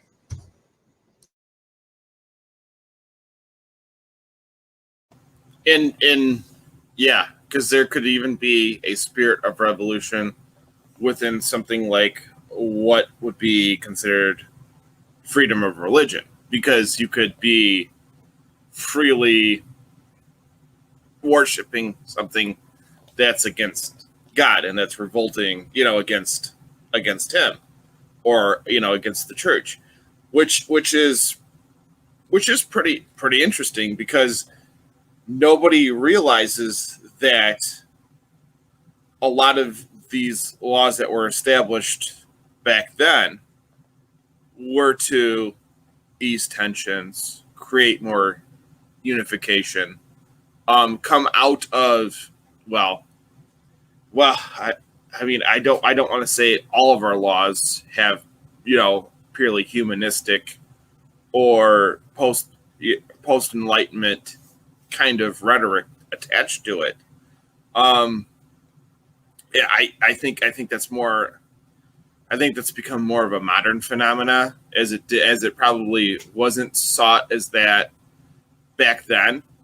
They probably had to do it more so on a, well, we need to do this because we don't want people coming with pitchforks and torches to come kill us because we all of a sudden agree with the Pope in Rome, when we fought a whole revolution to get away from that far away taxation without representation. And all of a sudden we got to pay tithes to the Catholic Church when we're Anglican and Protestant, by that time period, Puritan, what have you, when it comes to protesting against the Catholic Church. So you get that sense of where they had to do it on a utilitarian kind of basis to launch a government and have a sense of unification, because without that, how could they have even survived? How could they have even become a community, under the 13 colonies that were almost diametrically opposed to what England wanted to do? But in the same token, too, is that as much as they were opposing England, in a sense, they were kind of becoming like England, because they were trying to set up a system of government that wasn't monarchy in structure, but in a sense, it had to come from somewhere, and a lot of it came from English common law, with touches of the Enlightenment, and touches of all kinds of deist, I guess, non-deist philosophies. I obviously not a whole lot of theology is influenced with them, but it comes into play, and it comes into fruition the more you think about how they had to apply laws given to the time period. And a lot of people forget that as well, just on top of forgetting on how stretched out, the United Kingdom was by that point. I mean, there's a lot of these factors that go into this that on a human level, they think that, something else determines that. They think that just, because George Washington was a Freemason, that Freemasons are bad, Freemasons are evil, and they don't believe in God. And, they could just go off on rants about that when, in a sense, he was, a Scottish Rite Freemason. And at the time, it wasn't outright condemned by the church that a lot of people who were becoming Americans didn't follow, because of Anglicanism being a huge influence in England, and basically going against the Pope. I guess it seems like England, people from England just have that revolutionary spirit, because at one point in time they told the Pope to go fly a kite, and here we are telling the United Kingdom to go fly a kite. So and funny that I use the term fly a kite, because where would we be out without electricity? Thank you, Benjamin Franklin, for attaching the key to that kite. But I mean, it's one of those, it's one of those things where it's funny on how that, there's that mirroring going on, and there's that momentum that gets carried throughout history. and you see that well, spirit of revolution, I was gonna say it, but that that carrying the torch, that how Olympian of me to say that, but that sense of there's always going to be that fire of liberty. There's always going to be, whether it may be the right call or the wrong call, there's going to be that sense of I can do better. We can never do better than God, but as far as a revolutionary kind of mindset, we can do better. We can make things more unified. We can make things better. So that definitely plays, I think, a crucial role.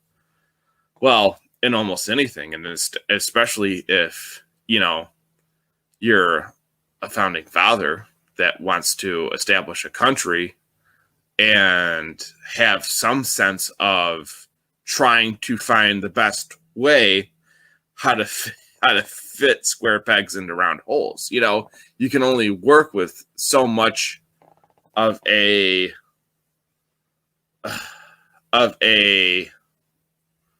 system of governance from what you previously had, and from what you previously came from. So therein lies, well, the virtues. Therein lies the that building of momentum and how to solve those problems for what plagued that time period. And I think looking at it as objectively as possible, to hop on the conspiracy train and, like you said, build your own narrative, because a lot of people, will cry wolf the whole time and forget and tread over, these points of view, and not have, a concrete understanding of, well, if Jefferson was a little bit more like Plato and less like Aristotle, maybe we would have had a different twist on states' rights.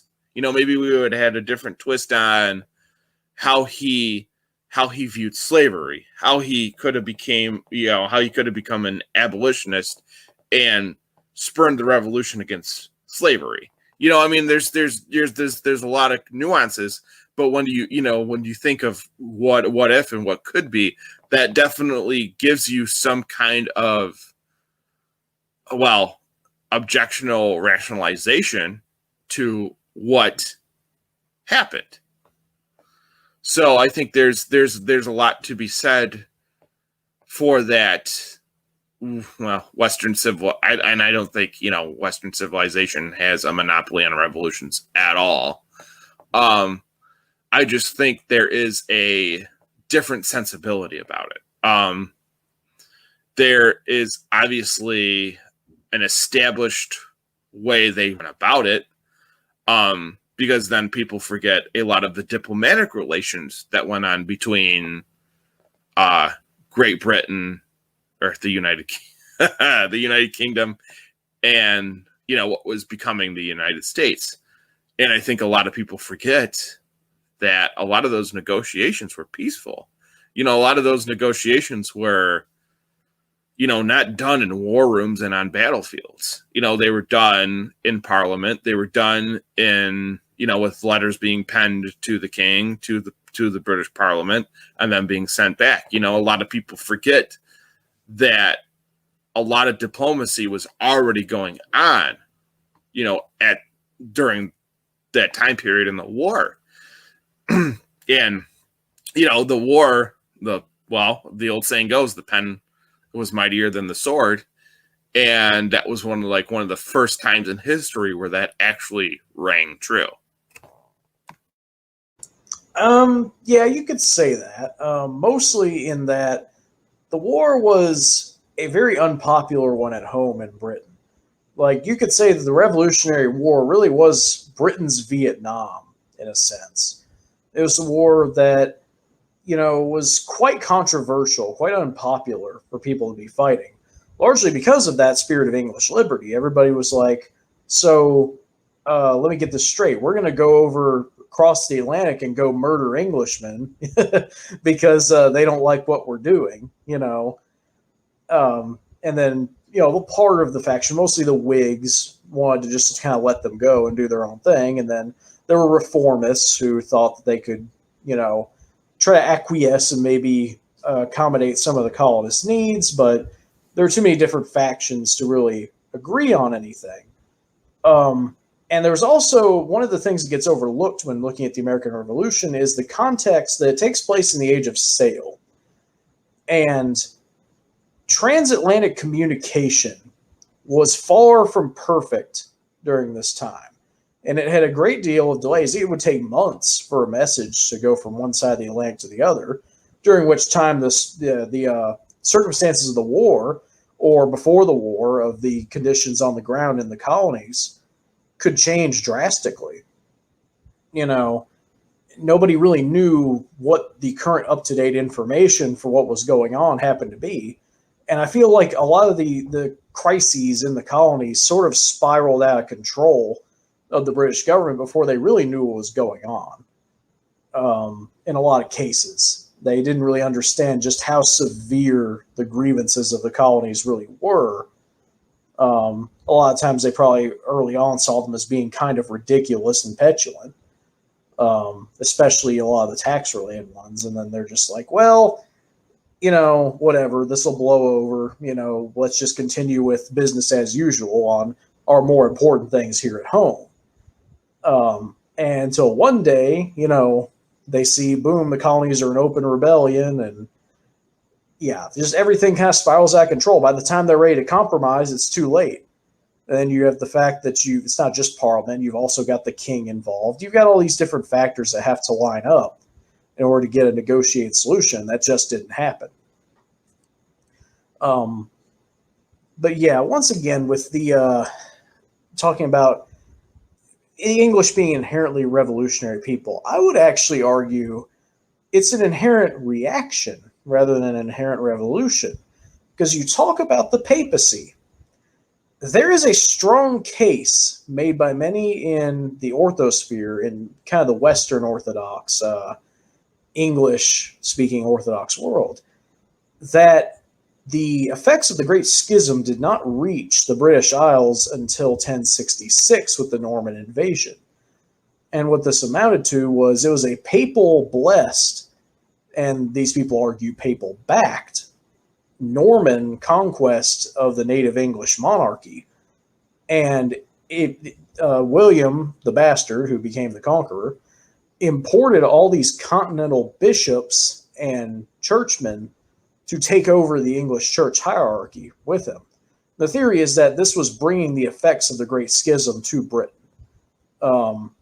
Because interestingly enough, there had been a major issue between the Archbishop of Canterbury and the Pope at the time.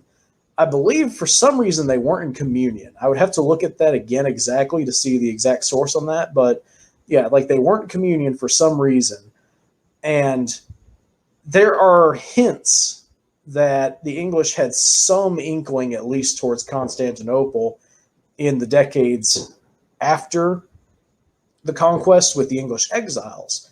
Because where did they go? Most of them didn't really go to France or Germany or anywhere nearby that you'd think they would fit in, or Scandinavia. The most notable group went to the Byzantine Empire. They went under the Emperor of the Romans and formed the bulk of the Varangian Guard, his elite Norse and English bodyguards, after 1066. And they even founded a little colony on the Black Sea. There was a New England before New England. It was a very small colony somewhere on the Black Sea, and it's lost. Nobody knows where it actually was. But now they imported priests from Hungary, which was in the Western Rite, but I think that was just because they only knew Latin for their liturgy. So that's why they did that. But there's little hints of that it perhaps was a bit more of a conservative revolution, if you will, and that it wasn't so much trying to impose a new thing, at least at first, as much as it was trying to defend what they had lost or what the old tradition was from innovation.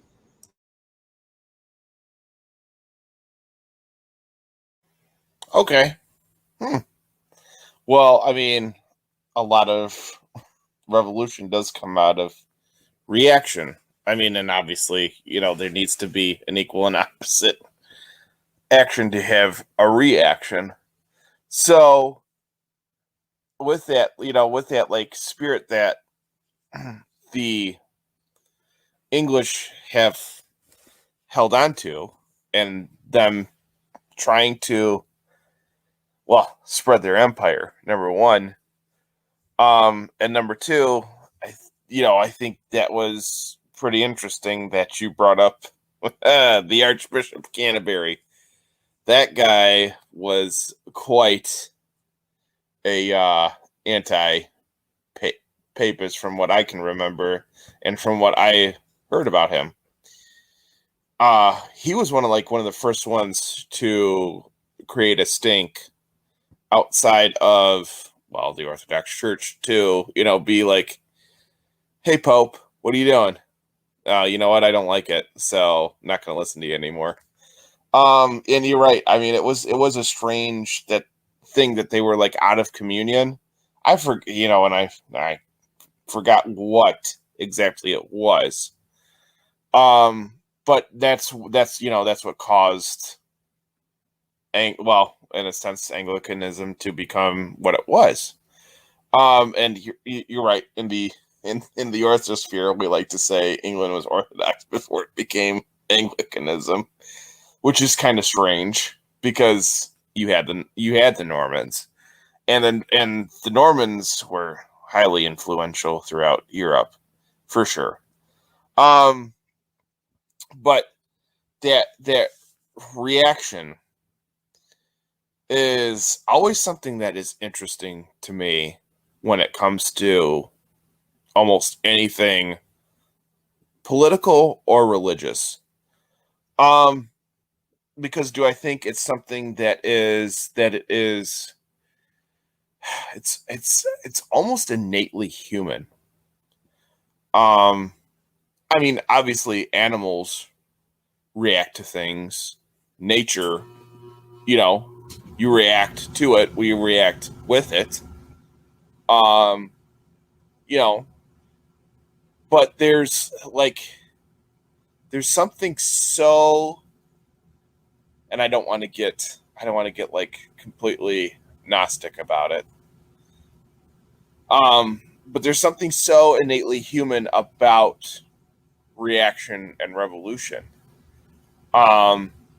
And like you said, there's a duty, and there is definitely a duty to to carry out things that you think have to be done. Like, if the government does become too tyrannical, well then yeah, I mean, justice literally becomes duty. You have to do something about it. So to me, not only would you be reacting to a situation of a tyrannical government, well, now with that reaction, your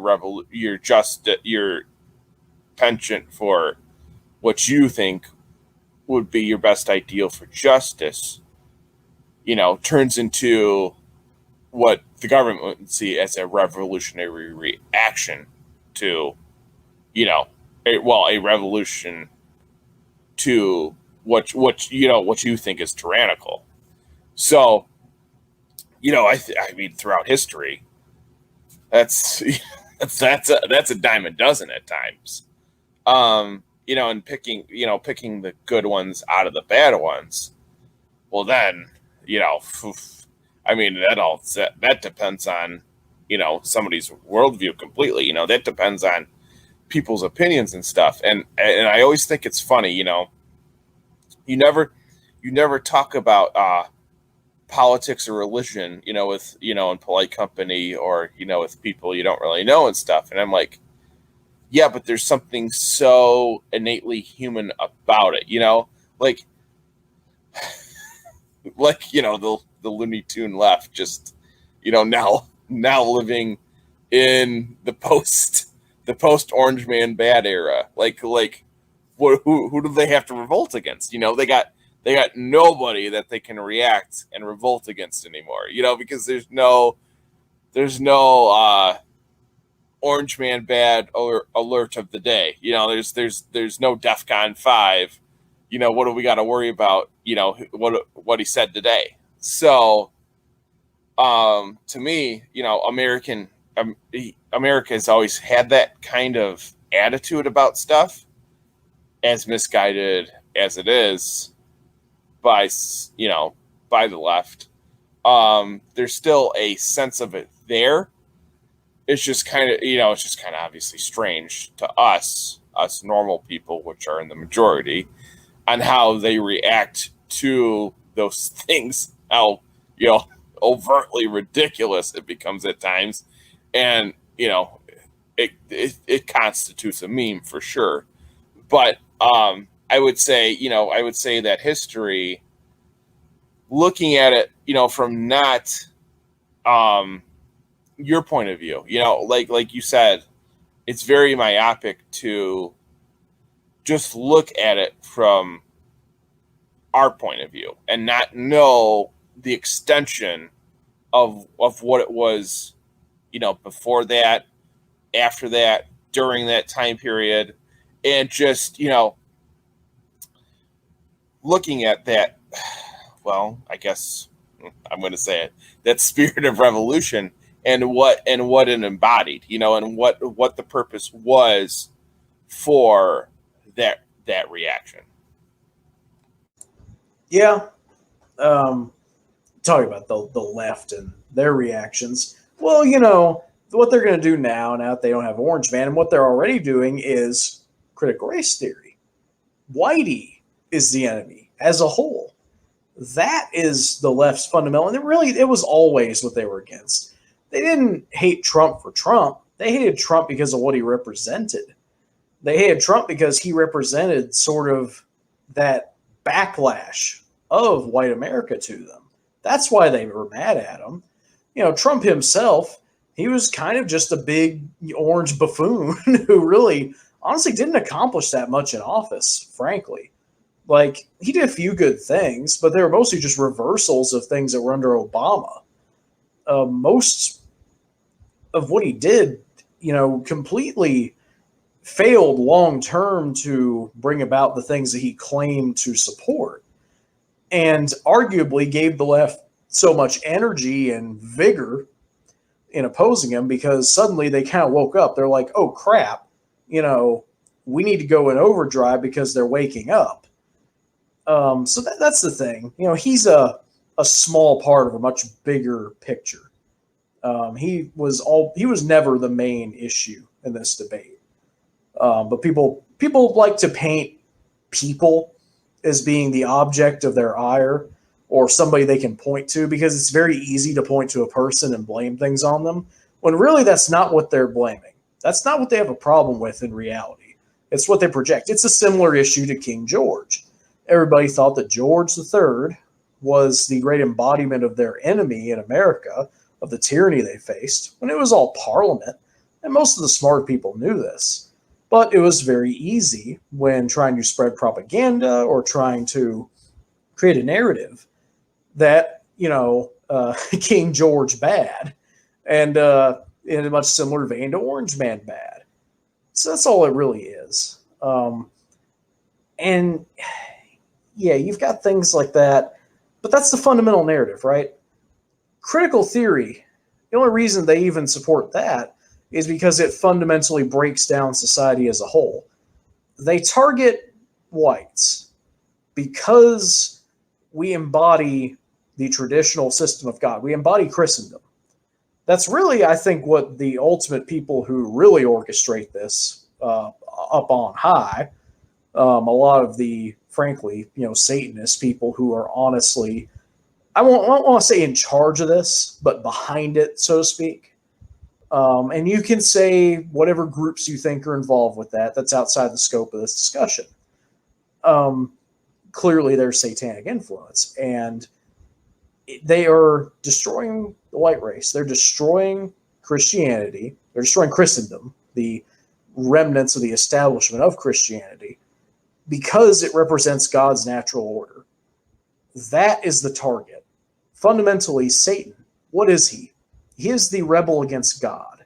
He is the one who says, I can do better than you, God. I can create my own order, independent of yours, that will beat yours. And that's what he's trying to do. That's all this is. It's just a rebellion against reality. Gnosticism. It's the same thing. It's all just fundamentally based on opposing the creator of the world. And that's just the grand thing you have to keep in your mind when you're dealing with any of these people. That's the fundamental base truth at the base of it all. Yep. I mean, that's what it is. I mean, you know, when they say, you know, it's the personification of evil. You know, it's more so what the people who he represented are just reprehensible. Well, okay, you know, I mean, or what was the other one? The other meme? Hillary called us a basket of deplorables. You know, there was that whole thing, whole spiel going around, which was pretty enjoyable, especially when it came to boomers. But yeah, I mean, Christendom is, I don't want to say it's almost synonymous with European culture and Western culture, but in a sense, it really is. We don't have a monopoly on it for sure. I don't want to proclaim that it's just ours and ours only, because that's obviously heresy. But yeah, I mean, that's a the spirit of revolution and that's where it springs from. You know, spirit of revolution did come from Satan, him falling from grace and becoming something that was warped, that was corrupted, that turned into sin. And then the sin, you know, he corrupted, and then eventually corrupted God's ultimate creation, man. Or, well, I don't know if it's God's ultimate. That's a whole different story. But, you know, God's creation, us, man. And, you know, saying that, you know, you eat this fruit. Well, now you have now you have knowledge. Well, now you have knowledge of things. Yeah, and these things are outside of God and what God wanted for us. So then that influence is there, and then we fell out of grace from God because of Satan. And you know, a lot of people that are, well, I guess Gnostic, I guess, you know, pagan, all those other derivatives that I can't even think of off the top of my head right now. Probably see revolution differently than I would say Christians do. And they probably, you know, I see some of them online as a reaction to Christianity, because Christianity was a Semitic religion, you know, or is a Semitic religion. We all know where that goes. But usually you just overtly just said it like they were, you know, they're Satanists. And that's more so the overt evil, the overt problem. It's not just a specific group of people. However, there's people that are behind the scenes, and, you know, I don't want to get all Alex Jones on you, but they're obviously, they've been against God from the get-go. And they think that they can do better.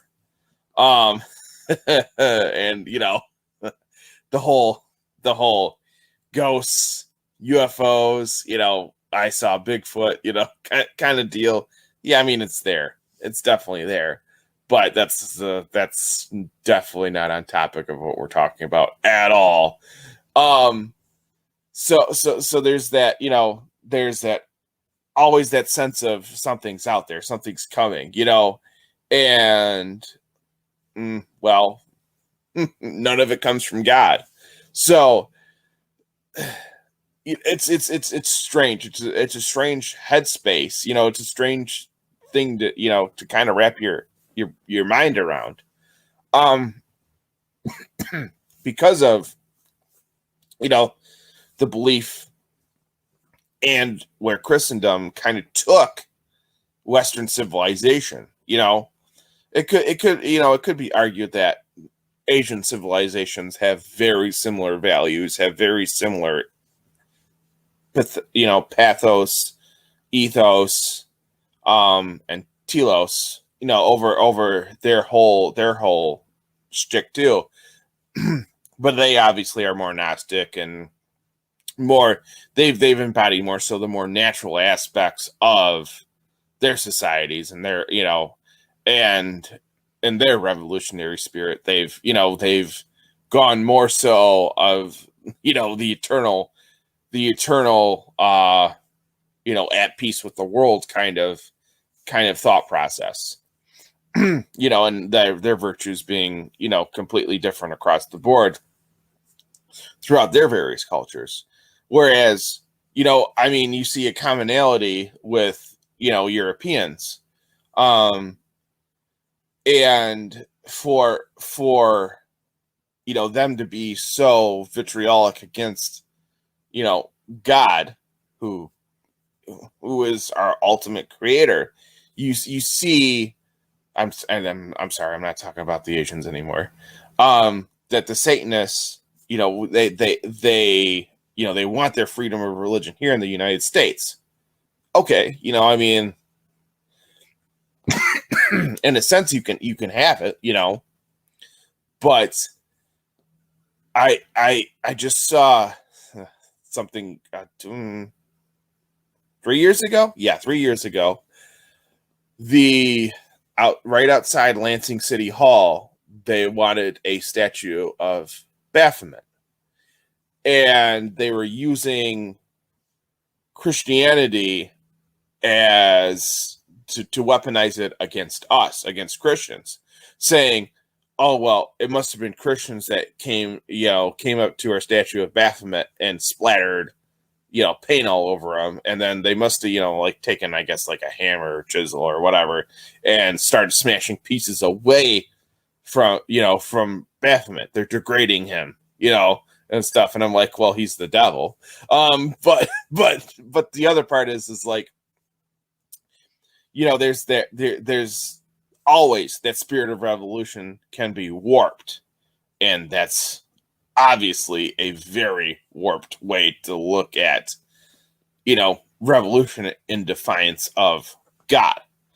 So, I mean, and this is kind of off. Well, it's kind of in line, but when you have something like that infecting local politics, dang. I mean, you don't know that the revolution is here until it's on your doorstep, because it won't be televised, and you get that you get that eerie feeling that your duty is now to obviously protect something like Christianity, because it is such a valuable code of ethics. It's a valuable belief system, obviously, but there's obviously something just so intrinsically transcendental to us, and to have that innate ability across, I don't know your background when it comes to your European heritage, but across not only us as Europeans, well, descendants of Europeans, now Americans, but across the board, I mean, you think about this in a bigger context, not only from the founding fathers and them wanting to establish a Christian nation, you know, with touches of secularism definitely involved. But then you have it clear across the board where, you know, you had the Chinese Revolution going on, and part of that reason the Chinese Revolution went on was because of Christianity. You know, they wanted to establish Christianity and the Orthodox Church in China. So you know, it's not entirely, you know, Europeans don't have a monopoly, like I said, on Christianity at all. But what, you know, where does something like that come from? You know, how is you know, people on the other side of the world, away from, you know, the primarily Christian population of the world, why do they have that spirit? You know, why do they have that sense of, oh, we can make changes through this if we believe in Christ? You know, it's really kind of, you know, it's kind of strange on how that, you know, kind of manifests itself within humanity and how it comes about. You know, and the Ethiopians even have it too. The Ethiopian Orthodoxy is probably the oldest established form of Christianity there is.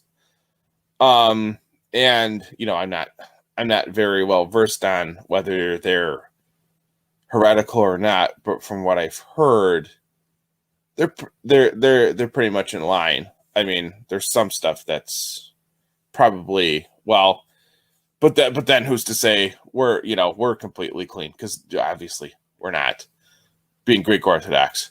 But that, you know, I mean, there's that back and forth and stuff, and then you have those nuanced viewpoints, and I'm not going to even get into that. But I guess what I'm trying to get at is that there's that shared spirit, and where would that even come from? You know, a population clearly across the world that, you know, they only had a couple of saints, you know, even show up, or missionaries even show up to their country, and they still continue on, you know, with that kind of spirit, you know, and to have that innately in them to carry on a Christian tradition in their country. Yeah. And you talk about Orthodoxy. There's also a very heavy Protestant missionary presence in China as well. Just as much, if not more so, than the Orthodox throughout most of the country, especially the relevant areas to the revolution, which are mostly in southern China. But yeah, there was a definite contribution of Christianity to the Chinese revolutionary idea in the early 20th century and the 19th century as well. And they developed syncretistic local religions out of it that have much more in common with the Asian religious tradition than they do with actual Christianity. The Taiping Rebellion, which was, I believe, the third deadliest war in history, was just a long Chinese civil war. It was over this man called Hong Jiquan, who proclaimed to be the brother of our Lord Jesus Christ, which, as funny as that sounds to us, this was a very serious proclamation. It was millenarian, like kind of the view that the end of the world is coming, and you know they needed to sort of take action, like they were going to bring on Armageddon by fighting a holy war against the foreign Manchu Qing dynasty. So yeah, they had a whole world. Chinese Christianity is a topic for a whole podcast in itself, honestly. But on that note, we've been going for almost 2.5 hours now. So I'm not sure if you really want to continue much longer, or if we want to kind of call it now, because we've covered just about all the topics we were going to. I mean, we've covered the American Revolution solidly, I think. and all kinds of tangential topics that relate to it.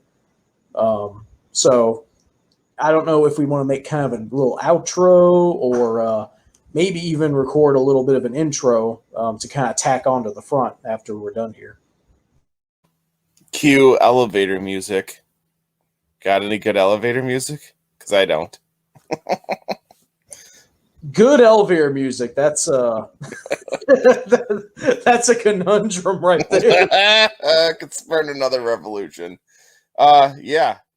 Okay. We definitely did cover some good topics. So thank you. I appreciate it. Yeah, for sure, man. It'll be good to keep going with this and see what we can come up with at a later time. All right. Well, I guess that's good then. So it's been a pleasure, man. For sure. All right. Bye. Bye.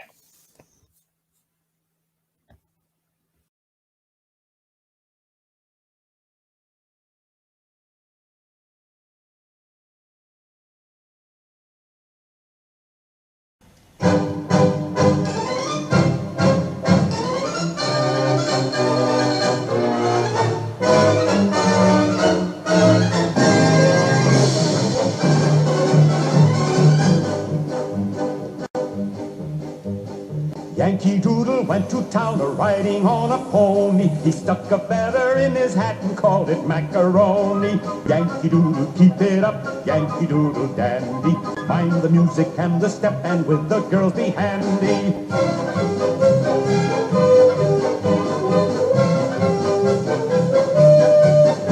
Now Father and I went down to camp along with Captain Good, and there we saw the men and boys as thick as hasty pudding. Yankee Doodle, keep it up, Yankee Doodle dandy. Mind the music and the step, and with the girls be handy.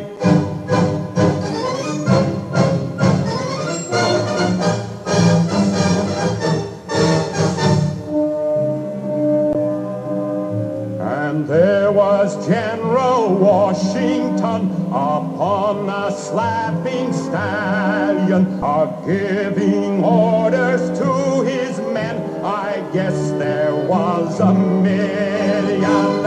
Yankee Doodle, keep it up, Yankee Doodle dandy. Mind the music and the step, and with the girls be handy.